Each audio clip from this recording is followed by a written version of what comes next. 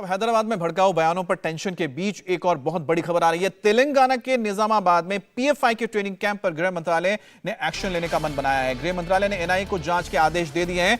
NIA ने जांच के बाद इस मामले में पीएफआई क्या दंगे कराने की साजिश रच रही है, जिसको लेकर आरोप लगे थे, उसको लेकर पड़ताल करेगी।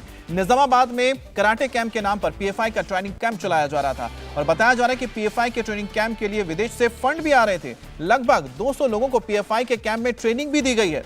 अब इस मामले में पीएफआई और कराटे टीचर अब्दुल कादिर पर बड़ा एक्शन होने की बात कही जा रही है। तो गृह मंत्रालय ने एनआईए को जांच के आदेश दिए हैं, क्योंकि पीएफआई की ओर से कराटे कैंप के नाम पर लोगों को भड़काया जा रहा था, उनको लड़ाई करने की, उनको हमला करने की साजिश तैयार किया जा रहा था।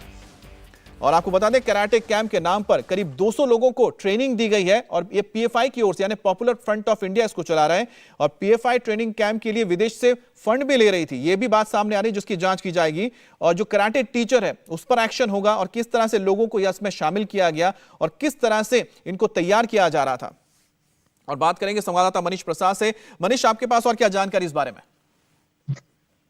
अमित, सबसे पहले शादुल्ला, इमरान और मोबिन की गिरफ्तारी हुई थी।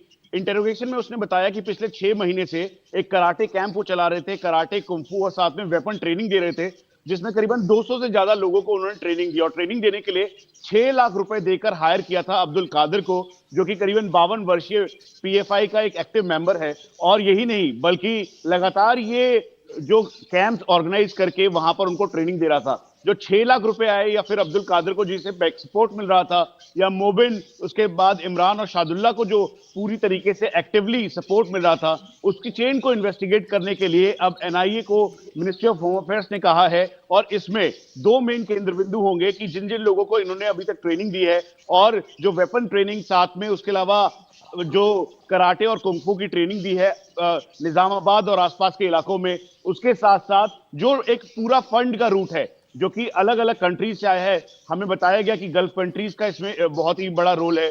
वहां से पैसे को रूट किया गया और पीएफआई को फंड करने के लिए कतर और उसके अलावा जो बाकी कंट्रीज हैं, वहां से पैसा रूट होकर अब्दुल कादिर तक पहुंचा। और इसमें अहम भूमिका शादुल्ला, इमरान और मोबिन ने निभाई है।